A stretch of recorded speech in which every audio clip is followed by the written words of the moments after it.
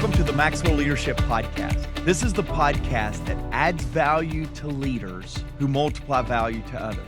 My name is Mark Cole, and today we're beginning a two-part series where we talk about how to ensure you have job security. And that's by being the best leader you can be. This lesson is for two kinds of people. One, people who want to be invaluable to their company, and two, leaders who want to recruit invaluable people to their company. So if my math's correct, that's everyone on the planet, in the world, and in the workplace will benefit from this lesson. So today, John is going to be talking about how to embrace these skills that will help us create job security and add value to the organization. Now, after the lesson, I've got Chris Goede with me in the studio, and we'll share how we're applying these values here at Maxwell Leadership and how you too can add value in your organization. First, if you would like to watch this episode on YouTube, please visit maxwellpodcast.com/YouTube. Be sure to click that subscribe button while you're there. If you would like to download the bonus resource for this episode, go to maxwellpodcast.com/security and click the bonus resource button. Okay, grab your pen, grab your paper. Here is John Maxwell. I have a friend who was talking to one day, and he was applying for another job. Now, you have to understand, I've known this friend for about 20 years. And he told me he was going to apply for another job, and I'll call him Ralph. His name's not Ralph, but I'll call him Ralph. And I said, Ralph, what are you applying for another job for? I said, because he's changed his jobs all the time.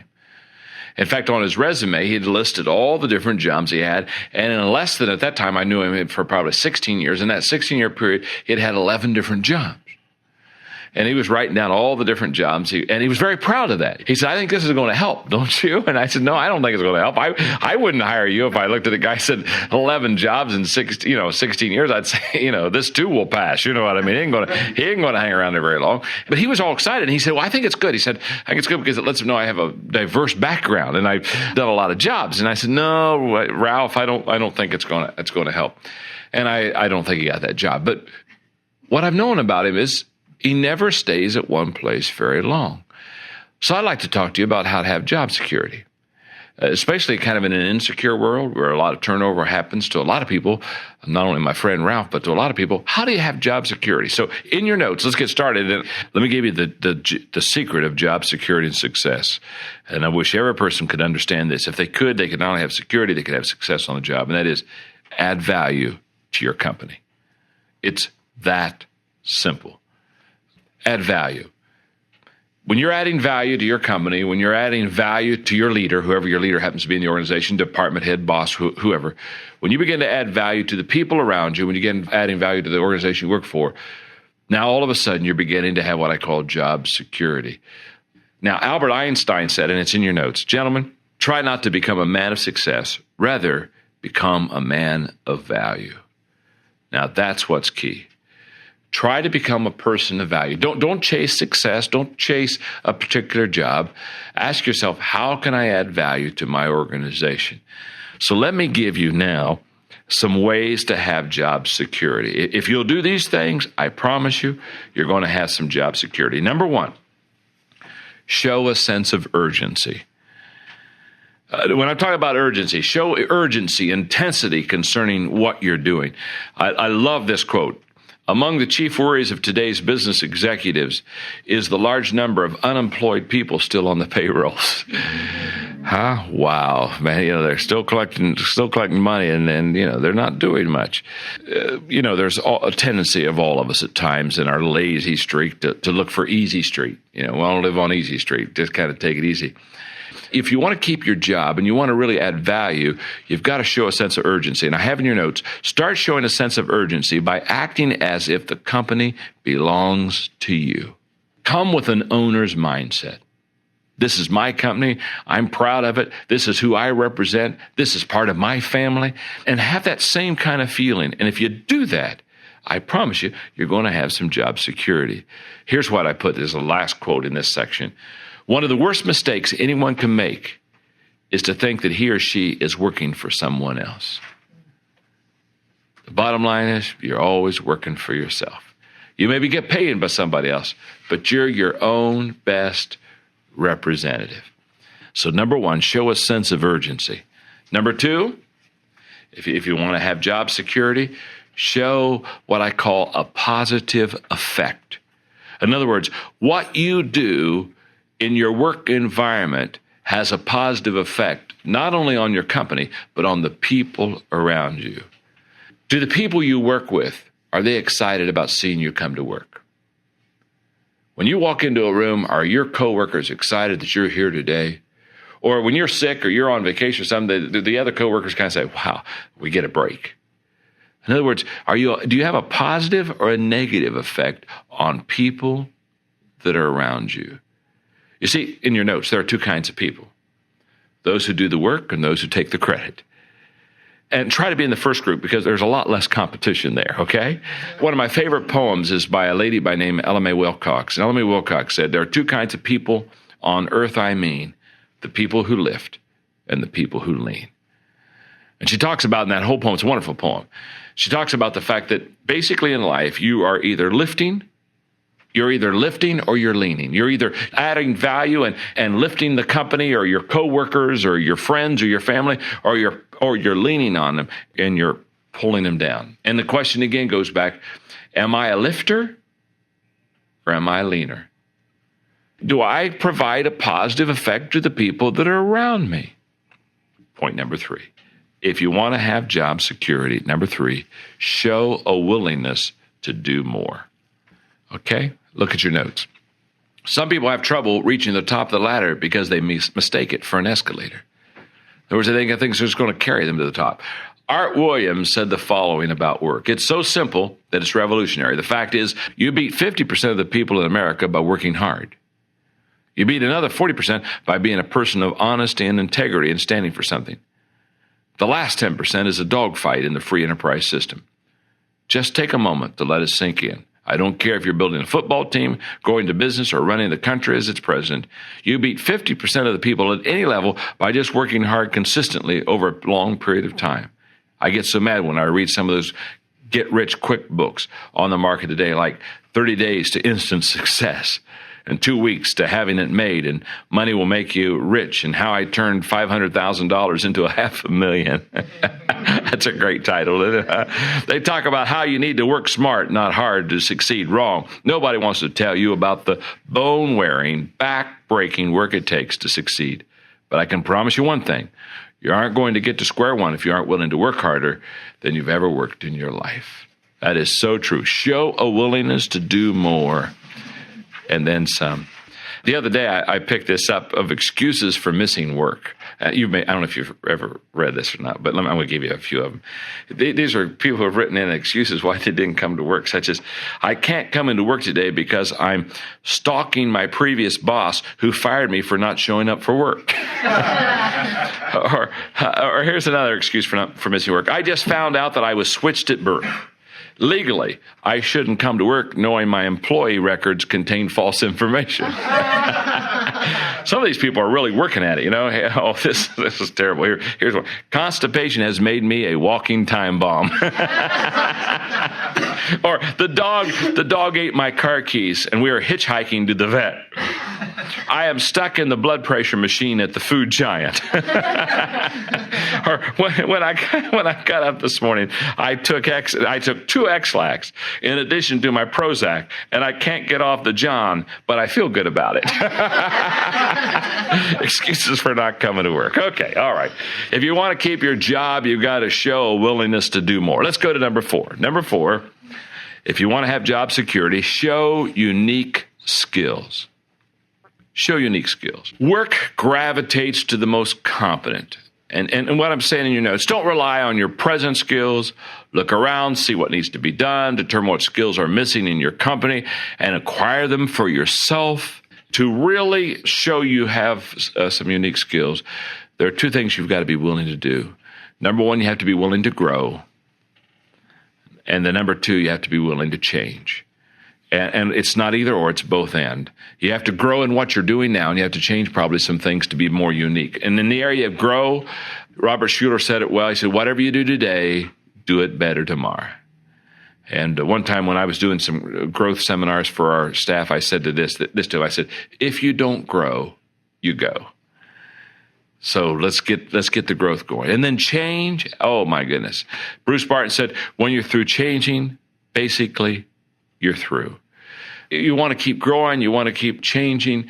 If you're really going to be adding value to your company, number 5, if you want to have job security, number 5, show efficiency.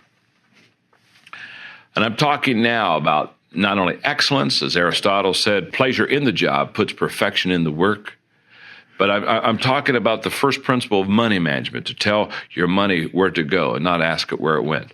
These are people that save the company money. They are always watching on ways to save the company money. How can we do better so we can get a better profit line for the bottom? They're always watching. Leaders, you know better than anyone that growth is essential if you want to make tomorrow better than today. But fitting growth into your calendar takes intentionality and self-discipline. So, let Maxwell Leadership help make your growth achievable. You're invited to join thousands of worldwide leaders in using the Maxwell Leadership Growth Plan. The Maxwell Leadership Growth Plan provides you with convenient and easy to implement leadership resources, including video lessons from John Maxwell, all at your fingertips. Available in our Maxwell Leadership app or online, you'll be coached by many well-known leadership experts that will help you achieve your growth goals. You can even listen to this podcast right there in the app. Check it out for free today at growth.maxwellleadership.com. That's growth.maxwellleadership.com. Hey, welcome back again. If you're viewing, welcome to YouTube. We're so glad you're here. Chris and I are excited to spend the next little while with you. If you're listening, thank you for being a part of our podcast family. I love this quote by Bo Bennett. He says, we can create the ultimate job security by becoming less dependent on the organization for which we work and more dependent on our own resources. And that's what John's talking about. I mean, when I first heard John's going to talk about job security, the first time he did this lesson, I went, job security? John is always talking about work yourself out of a job. Yeah. And I just but then as I heard this, it's really about this idea that John opens with, this idea, Chris, of adding value. How do you create so much value that everybody wants you around? Well, I'm glad that's where you went because that is typical for John. I thought maybe this was an intervention that Jake and our entire team and you said, let's put this lesson on. Let's invite Chris back. I got to talk to him about a few things. Let's do it in front of the millions of people that listen to us. We have never issued a pink slip on the podcast before. Why not today? I got to go. I don't feel so good. Listen, I'm grateful to be here. And again, just as you said, thank you for listening. One of my greatest joys is knowing the reach and the impact that our team has through this podcast. And as we go places and travel the world, people are like, man, that podcast helped my team, helped me. And so I love that it's adding value. To your point, that's a core principle of what we do. It is adding value to people. So when he talks about job security, I'm looking forward to today because I got a couple questions for you. You've had the opportunity to just ride shotgun and carry this legacy for John, also be mentored by him. He is your leader. He is our leader, but you have the interactions with him on a daily basis. And when we talk about adding value, I think there's a couple of things that I've seen you do. You understand your leader's goals. Okay, so you want to add value to John. You understand his goals. You also understand his communication style and how you need to communicate to him and how he likes to receive communication. I think those are just two small things that I've observed and I've seen you do with John that in essence have added value to John as your leader. Again, then you look at it and go, okay, this is job security for Mark because he's going about it that way. That's not your motive behind why you're doing it, but that's what you are doing. Talk a little bit about as you have gone through the years of developing as a leader, and now as you lead our entire enterprise, how are you continually adding value to your leader, your mentor, John, in order, we'll use this throughout today, to have job security. Yeah. I don't think you're going anywhere, but that's not the mindset, but that's not why you do it. But you do that. Talk a little bit about that. Well, it goes to this concept. Many of you listening to the podcast, you've heard John teach on being unforgettable. And the whole time we're talking about job security, I'm thinking of, in the back of my mind, I'm thinking about John saying, hey, always be unforgettable. Get out of the pile. Get out of the pile. Yeah. And if you've seen it and you're listening to podcasts, John's recently now illustrating that. Oh, no. It's a whole nother level, Chris. You got to get on the road with me. Is it just me, or the older John gets his illustrations? His illustrations are a little bit, for me to watch. well, he is becoming more comfortable in his skin. Yeah. And so anyway, he's doing this whole, just in the last 2 weeks, we've been traveling all over the world, and he's doing this bit of getting out of the people pile. But what he's really talking about, that's very apropos to us today, is this concept of be unforgettable. And when you have job description, job security, it's because there's something that you've done that makes you unforgettable. I'm talking with Macy right now. She's going into her senior year. She's got 3 or 4 things that now is going to be up for her to have in the way of leadership. Cheer captain. She's a part of HOSA, a student-led youth organization that she's up for consideration for the president of HOSA. She's got a couple other things that now that they kind of reserve for seniors, and now it's her turn next year, right? And I was going, Macy, what did you do today that makes the people that's voting tomorrow remember you when it's time to vote? Wow. That's good. And it's the question, do you want it? And she does. She's a competitor. She's a little fireball. She wants the limelight. She wants to be recognized. And I'm going, it's not about what you did all along often that gets you there. What it is sometimes is, what did you do in the last interaction to make you memorable for the next moment? And I think that's true in this place, in what we're talking about with John. I have a question for our podcast listeners, Chris, that I wrote down as we were listening. How are you adding value to the team, your leader, and the organization? Let me ask it a different way. When was the last time you added tangible, memorable value to those around you? And if you can't remember, then it's probably time for you to go do something unforgettable. Yeah. If you can't remember the last time you did something that was tangible value that you brought to the team, then I'm going to challenge you that you need to up your game. Recently, John and I were traveling, and we were watching. We're a LeBron James fan. I know he's political. I know there's people that love to hate LeBron. A lot of times when you're the best, you don't like him. But I have a very personal story. A friend of ours that connected me to LeBron James when LeBron James was 14 years old playing. So I'm a LeBron James fan. I'm not agreeing with all the stuff that makes all of you frustrated. And most of the time I don't like the top dog because I like the underdog. But we were watching, and it was the game to where one of the young kids from Memphis, the young kids were saying, I'm not going to respect LeBron James. He's just an old man. Until he scores 40 again, I'm not even going to respect him. We watched the game. That guy got thrown out of that game, by the way. I'm sorry I can't remember all these names. He got thrown out of the game right after he had said that. And my point in saying this, that guy became unforgettable to LeBron James because of what he said. We as leaders on a team will have greater job security if we do things that are memorable that gets us out of the people pile. That is good. Yeah, what I love about that and that example is, by the way, we'll do it in a positive way. Oh.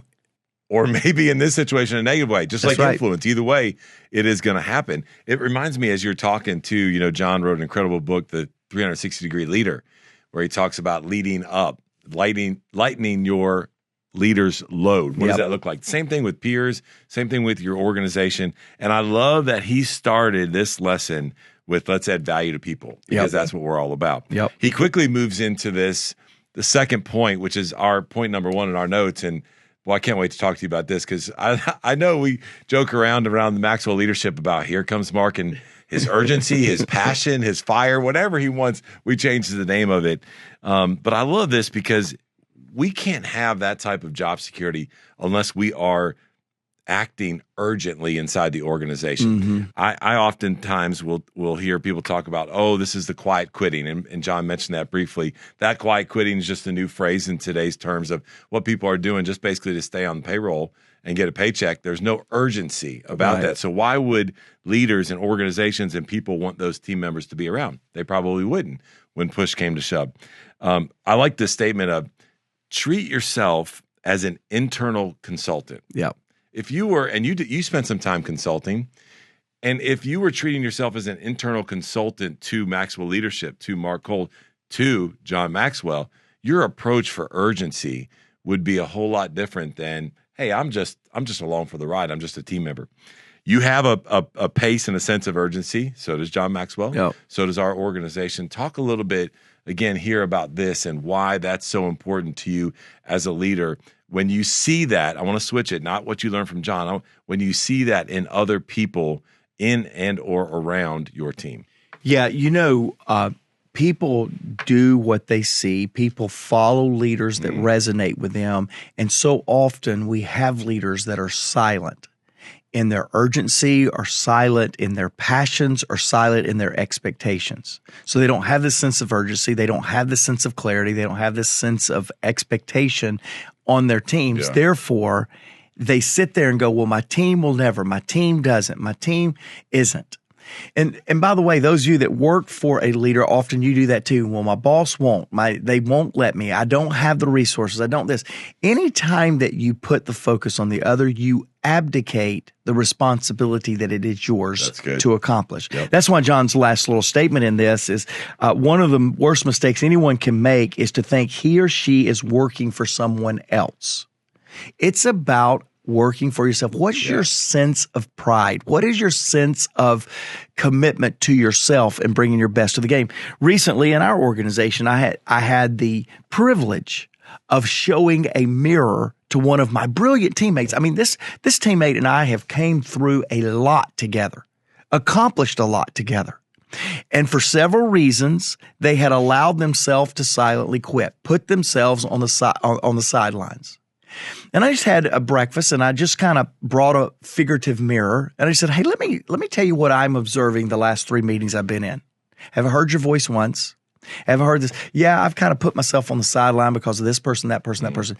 So that person has this was my next question when I popped the mirror back up, and I said, so this person that I'm looking at, this person that I have to look at, that I'm looking at, you, has given somebody else the ability to shut them down or to speed them up. And this individual went, thank you for that. They never even said you're right or anything. They went, thank you for that. Yeah. The immediate turnaround from that individual and their performance is remarkable, Chris. I think a lot of leaders don't know what to do with silent quitting, the lack of urgency, the challenge within people. Oftentimes, the best thing we can do with a quality individual is just hold a mirror in front of them. Yeah. Say, do you know that I have observed this activity from you? Do you know that you are exhibiting yourself that way? Rather than come and say, why aren't you doing this? We get very aggressive or we get very paralyzed. I have found just a candid conversation with somebody to say, hey, this is what your silent quit image looks like to me. And there is this awakening that happens. That is good. And when you talk about having that sense of urgency, it comes across differently in different people. And that's okay. They all have different leadership styles, but there's got to be that movement. There's got to be that momentum. There's got to be, to your point, okay, let's not blame it on somebody else. Let's say, what have you done about that? And so it'd be different if someone came to you or to me or some other leader and said, hey, feel like I'm a little stifled here. Here's 3 things I've done out of a little bit of urgency. I don't think this is working. Do you have any thoughts for me? Completely different approach than just being put on the sidelines. Yeah. So I love that illustration. John goes into the second one where I want to spend some time here, where he says, show a positive effect on the organization, on the leader, whatever that might look like. And then he gives us 2 points here for those who do the work and then those who take the credit. I won't ask you which one you prefer on those 2. But when I think about this, I think that this is really this is part of our culture. What does your culture look like? Is it a culture where people are doers? Are they getting the work done? And it reminded me of, you challenge us with +1 when it comes to productivity inside the organization. And it may fluctuate on a budget or whatever it is, but man, year over year, what is that +1? And by the way, if you're doing that, that has a positive effect. So when it comes to production and that positive effect on the organization and or the individual as a leader, How does that help create job security in your eyes? Well, we've heard John say on this podcast maybe multiple times, when you can afford to quit, you can't afford to quit, right? And it's interesting to me, the way that you worded that question from what you pulled from John is because when you have made it, is when you can't afford to settle back and say, I've made it. Macy doesn't listen to every one of these podcasts, so I'm going to pick on her again. Macy, I mentioned her just a few moments ago in the podcast, but she's going into 12th grade. She has been cheering now for 12 years or 11 years. The next year will be her 12 years. Hard worker, disciplined. Like, I'm telling you, don't miss and don't ever show up without knowing her things. Well, she's 12th grade. She might be cheering in college, but she's kind of done. And so just right before we listened to John talk, you heard me on the phone talking to my wife because there's something we're supposed to go to, and my wife and I are dividing and conquering so we can support Macy. And Macy's texting and said, none of us want to go. Y'all don't need to go. I don't want to go. None of you need to go. I text Macy back and I said, Macy, you want to act like a team member or a leader? Your choice. And she replied back, she said, why do you always have to ask those questions? Here's what I'm saying to Macy. Macy does not have to show up to this event tonight. You know why? She's shown up to 11 of them. But right when she can afford to coast because she's done it, she has an aspiration to be seen as a leader. And leaders show up when they don't have to. Yeah. Not when they need to. We know the whole story. Hey, leaders, you got to show up. Yeah. You got to show up. Well, you know what? I believe leaders show up when they don't have to. They've already paid the price. They've already done it. But guess what? They +1 it. Guess what? I'm going to show up again, and I'm going to do it again. I'm going to +1 this thing that even though I've paid the price, I'm still going to pay the price again. And what I'm trying to tell Macy, if you listen this time, baby, I love you. I'm proud of you.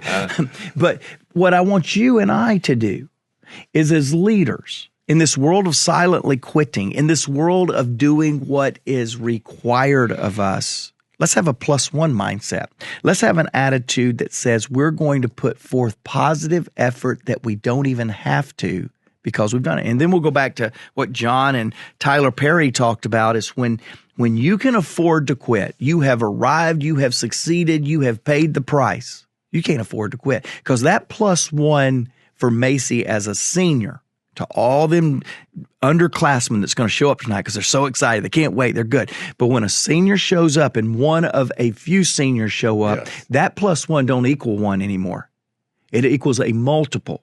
Because you've paid the price, you're still showing up. It speaks greater volumes when you don't have to show up and yet you still show up. And it's increasing her influence and making her, back to your first point, unforgettable to those that are looking up to her in and around. So, Macy, I hope you go tonight. I hope you're listening to the podcast.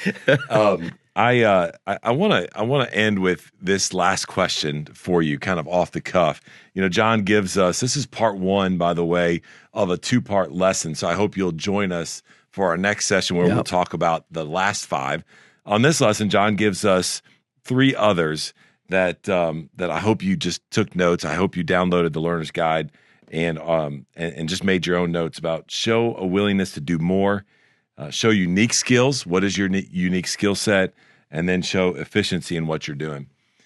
As we transition from this first one to the next one, when you think about your journey and your years of leadership, what do you think is the one thing that comes to mind that has given you, again, we're using this word job security. It's not a language that we use around here often, but it's in this title. And so just using it in the title, what do you think is the 1 or 2 things that may or may not be on this list, to this lesson from John, that kind of gave you that job security? You know, this is a great question from a timing standpoint. I didn't know you were going to close on this. We didn't discuss it. I just finished a 2-week stint with John to where we spent about 30 hours on the plane, he and I. I mean, and this particular experience allowed us to have a lot of conversation time. In fact, not talking would have felt a little awkward. It was just this close proximity. And it was good because I went through about 1.5 years of my leadership. Those of you that are in the podcast family, you've heard some of the mistakes and hopefully some of the successes that we've had.